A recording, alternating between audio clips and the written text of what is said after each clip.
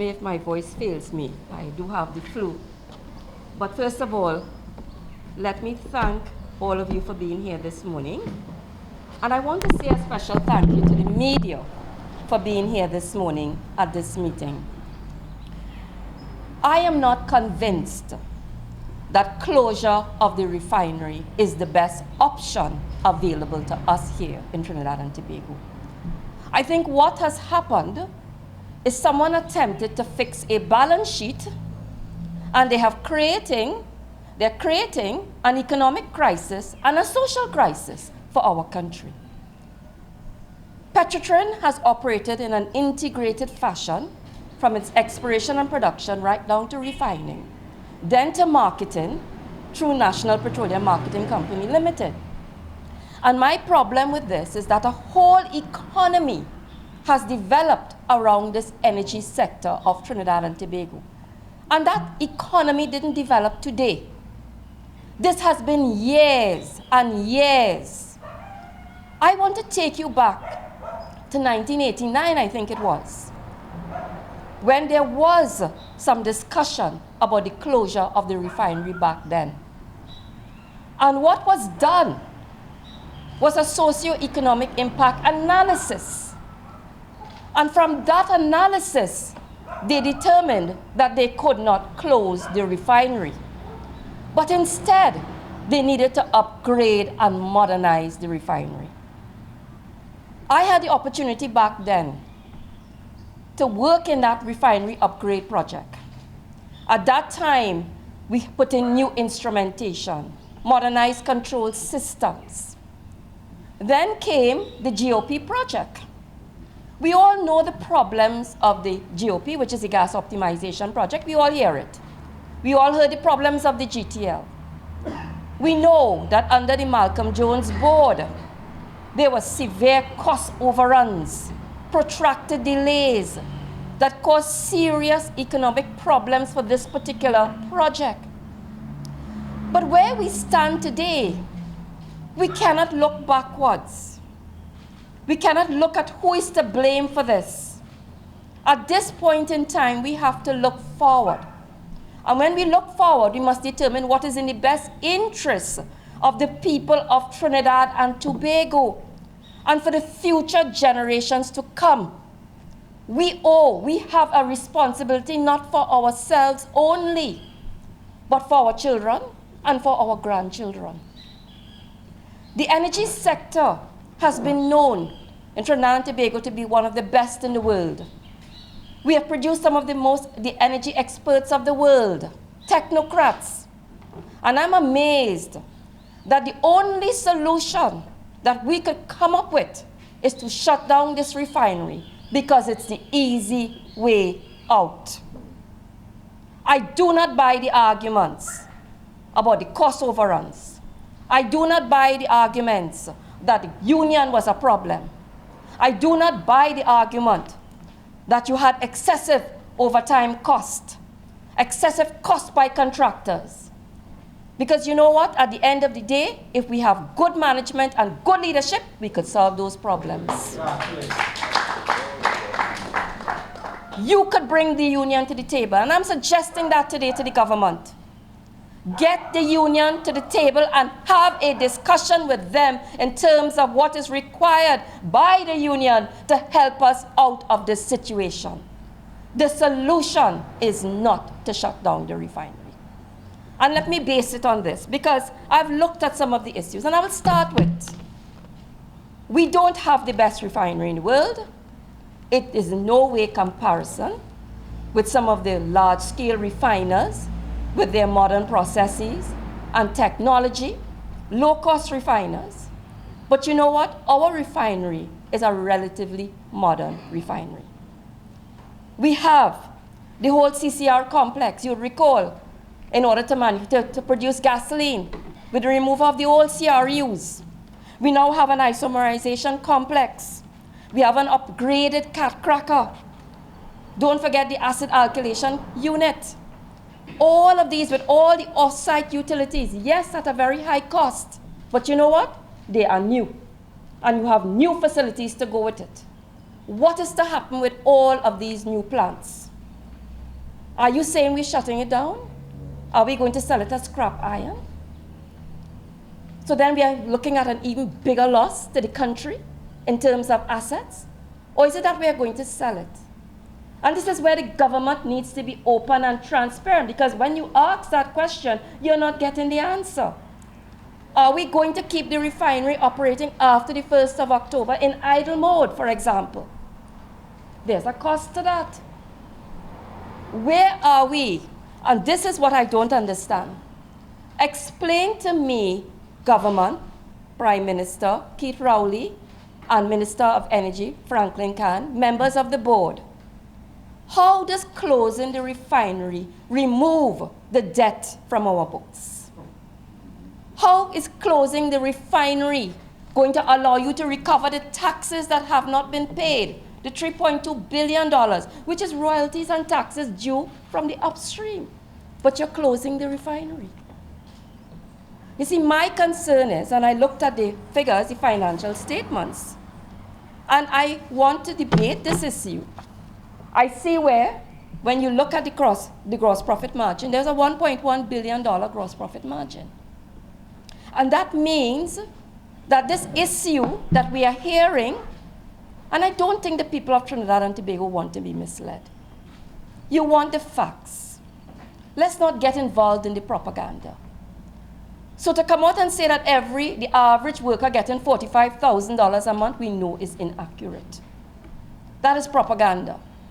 The second issue, if you are making a gross profit margin of $1.1 billion, then where is this issue that you are buying crude oil at a high price and selling your refined products at a lower cost, a lower price? That is totally untrue if you are making a gross profit margin. What is pushing up your cost is $1.7 billion in administrative costs and $1 billion in finance costs. And that is where you are going into your loss position. And therefore, and allow me just a few seconds to deal with this detail. If you have $1 billion in financing costs, is it going to disappear off the books when you close the refinery? Who's picking up that cost? The taxpayers of Trinidad and Tobago will pick up that cost. So whether you close the refinery or you keep it open, that $1 billion in financing cost is remaining right there to be paid. And the government is going to absorb that. The $1.7 billion in administrative costs. I heard the Lashley review team, which was appointed last year.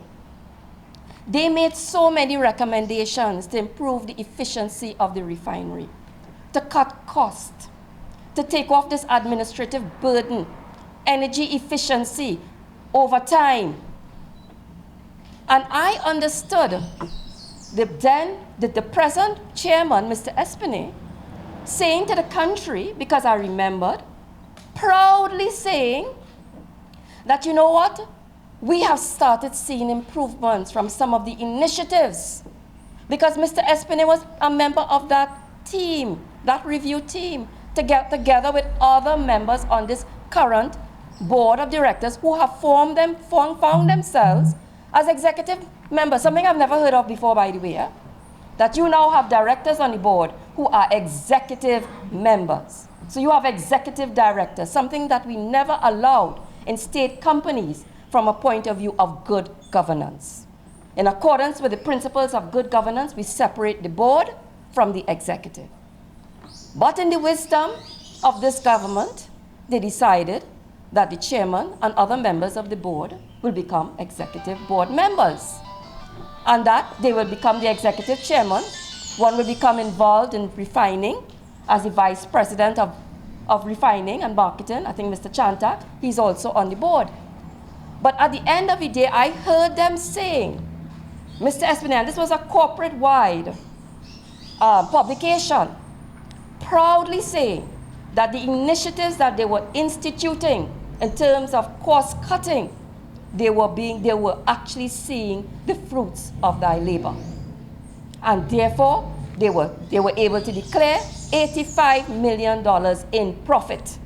Anybody remember hearing that? How many of you remember hearing that recently? And I said to myself, this sounds positive.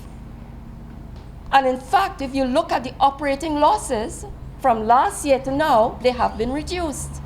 So then tell me, why is it now that you are recanting on your statement, as I noted in The Guardian yesterday, or day before it may be, Mr. Espene now is now saying, oh, no, that profit was due to what? An inventory. So you're now recanting on your statement as to why you said you had a profit 2 months ago, for the last 2 months. My problem with all of this is I don't think we are getting the facts and we are being misled. Why is the board of directors misleading the public? I do not know. But I certainly do not agree that they are revealing all the facts. And therefore, this was a government that said that we needed to be open and transparent. Let us be open and transparent. You came in to office on the promise that you will be open and transparent. Can you say to us what is going to happen to all the assets in Pointe-a-Pierre? What about all the real estate? You have valuable real estate. All the residences, the camp, both on the east and western side of that Pointe-a-Pierre main road. You have a substantial amount of waterfront property. Will that real estate be sold off, and to whom? These are the answers that we want from the Prime Minister this evening when he speaks to us. We want to know if there is a buyer for the refinery. We need to understand that. And if so, is this going to be done in an open and transparent way? Are we going to get the best price if it is the intention to sell off the refinery of Trinidad and Tobago? My other issue is that I have heard some statements. I listened to Minister Alison West that morning on CNC3. I came on right after. And she was saying, when asked what will happen to Lake Asphalt, will we have to close Lake Asphalt?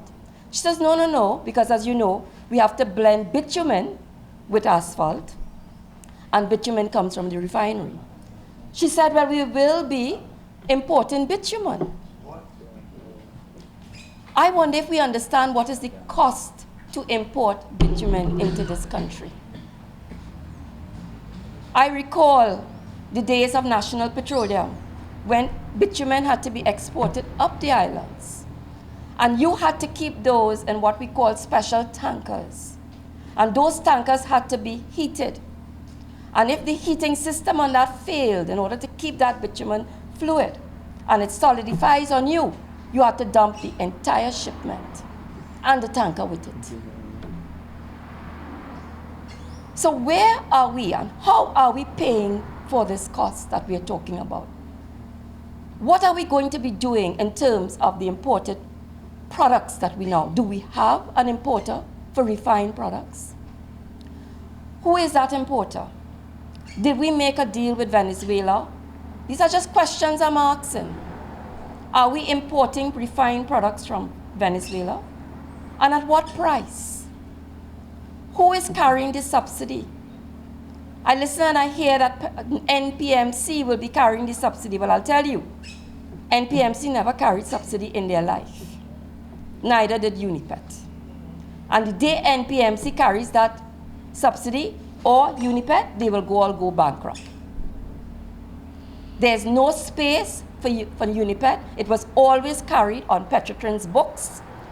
The subsidy, NPMC was just a conduit for the government to repay Petrotrin. They would repay it. They would have like what they call an accounts payable and accounts receivable. They never carried that on their books. So I want to make that very clear. So when the government is saying that NPMC will carry that subsidy, I'm saying that cannot happen. It does not work. Their financials do not allow them to carry that subsidy.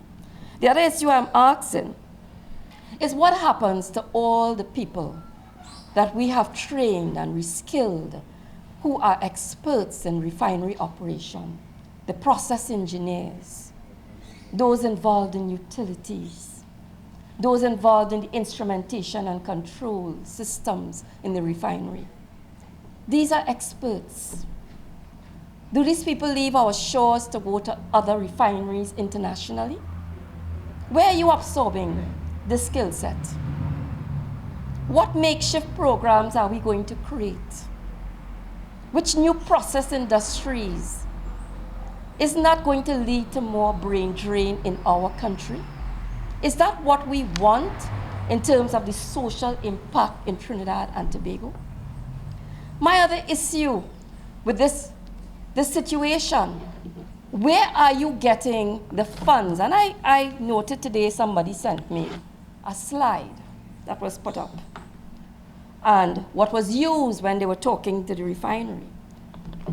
And if I look at this slide, I'm seeing close to $10 billion that must now be raised.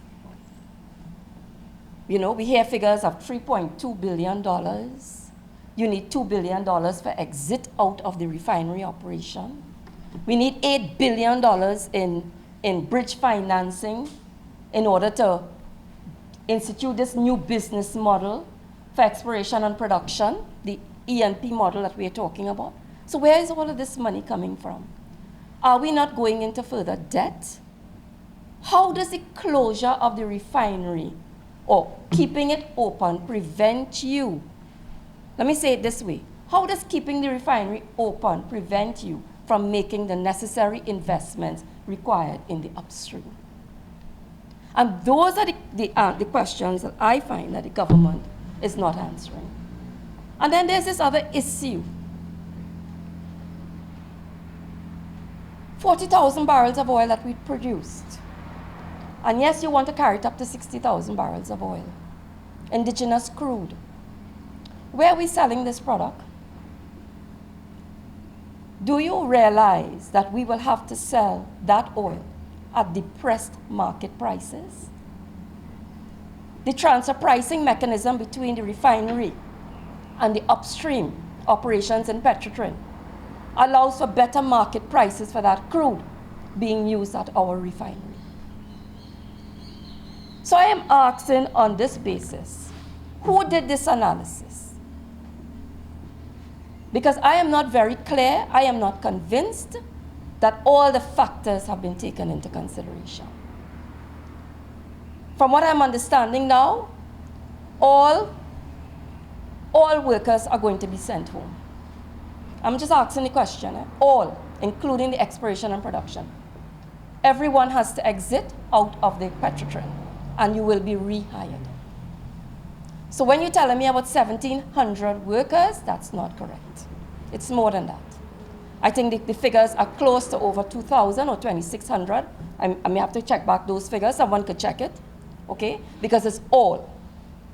And then you will rehire 800 for your exploration and production and 200 for terminal. In addition to that, how many casual workers are we talking about?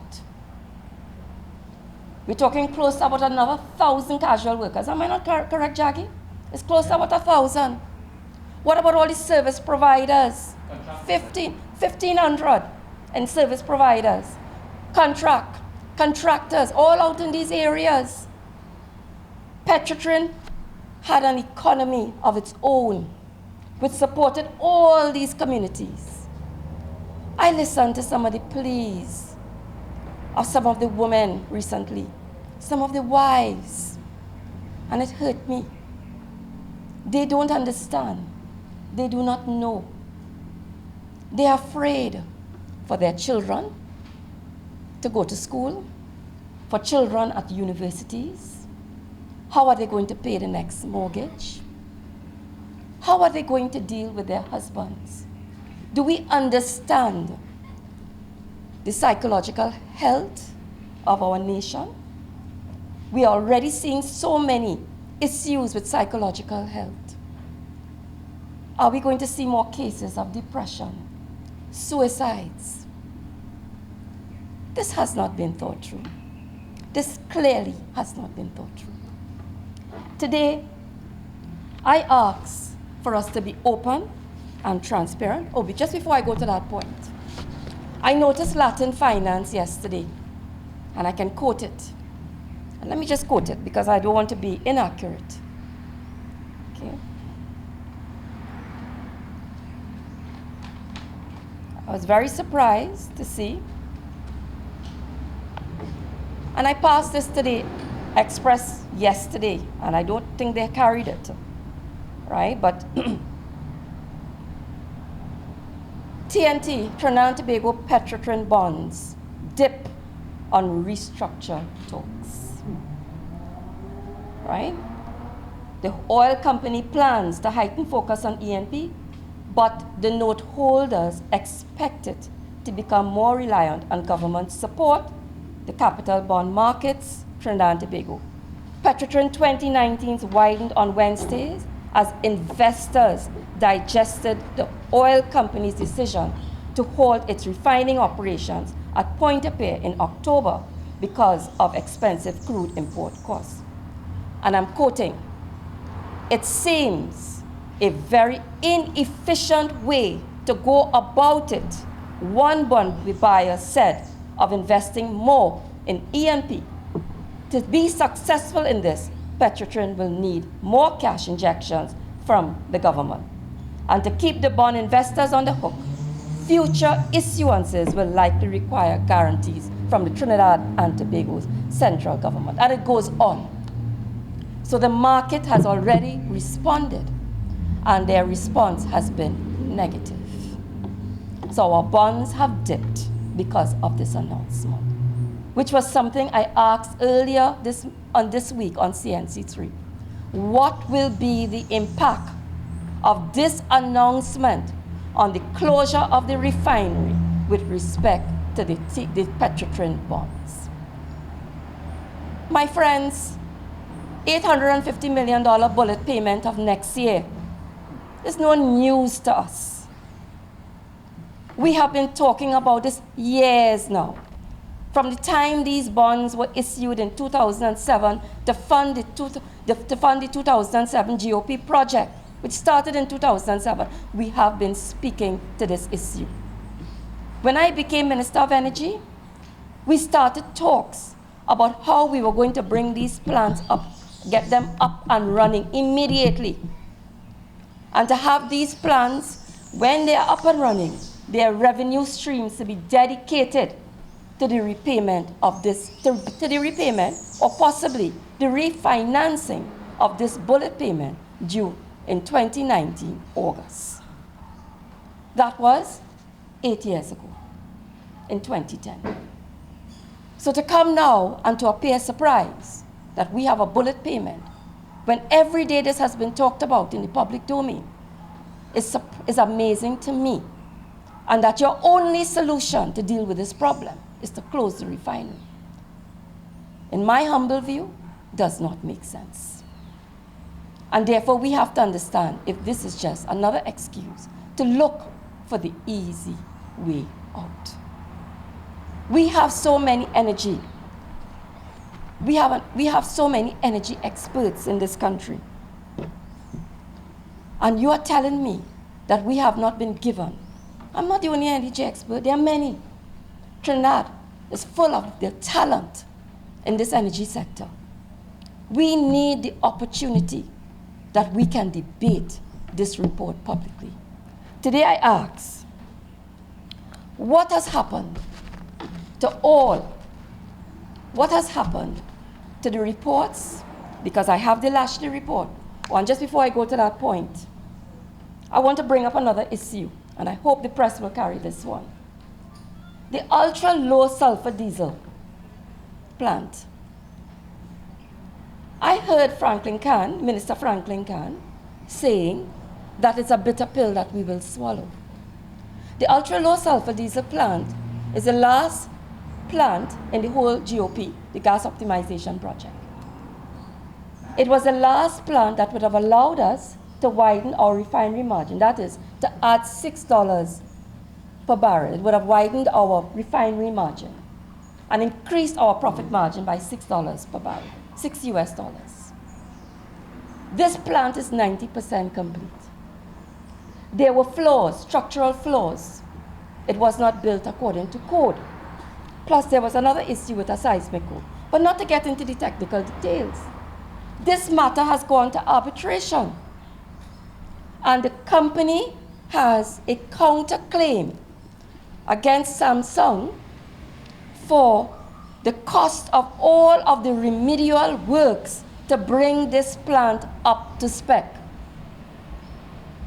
My understanding is if you close the refinery, that brings to an end these arbitration proceedings because there are no remedial works to perform. So therefore, the court will have no choice but to say, well, there is no refinery, there is no plant to perform any remedial works. And on that basis, we lose our counterclaim. But at the same time, Samsung has a claim against the company. If we lose our counterclaim and Samsung wins their claim, millions of dollars will be going out in damages. Who is going to pick up that cost? I raised the question, has the company instructed its lawyers to settle this matter and to pay damages? And who is bearing the cost of these damages? And this plant was scheduled to come up in 2020. So by 2020, we would have been able to meet international specifications, international environmental standards. We would have improved the profitability, and we would have turned around the refinery. And at the same time, while you were cost cutting, you were reducing your cost, you were introducing your cost efficiency measures, you were turning around your operating losses. So why close the refinery when you have this matter outstanding? Today, ladies and gentlemen, I ask you to join in this struggle. Let us prevent the closure of this refinery until we have a proper debate on this issue. I ask us to unite as one. Let every creed and race come together in this country and stand up for what is right and for what is ours. Yes. Let us not sell out the patrimony of our country. Today, I have called for it earlier. I have asked for the reports and the studies that inform this particular recommendation.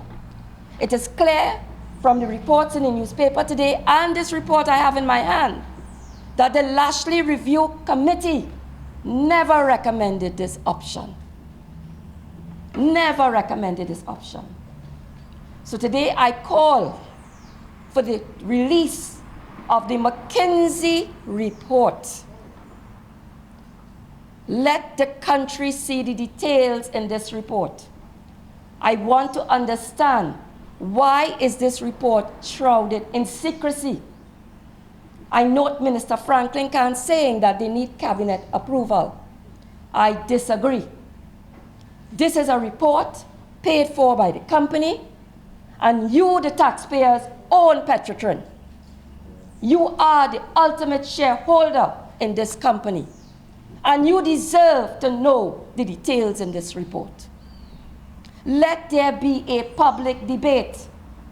We want to be open and transparent. I challenge Minister Franklyn Khan today.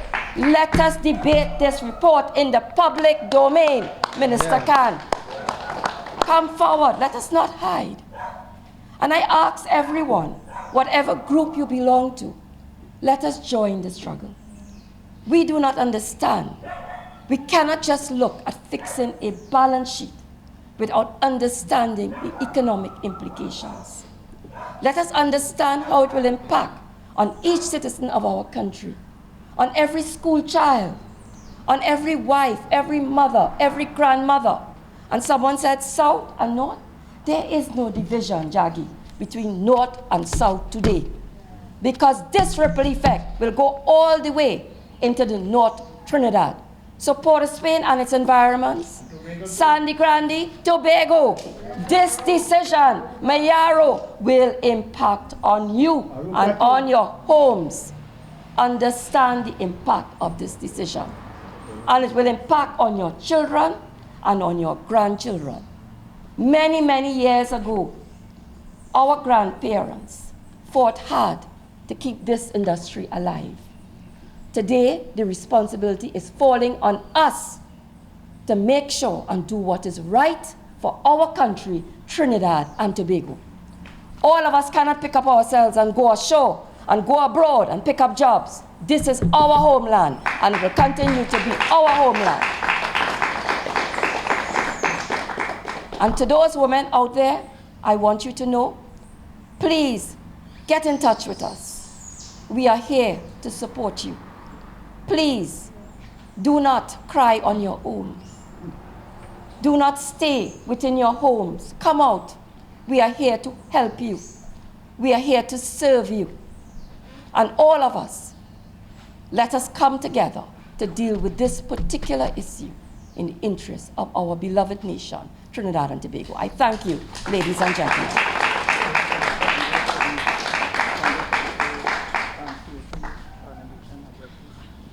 Thank you very much, Carolyn, for your edification and trying to reach out to educate our people of what is really taking place. Because I know you have been doing serious analyses on this issue.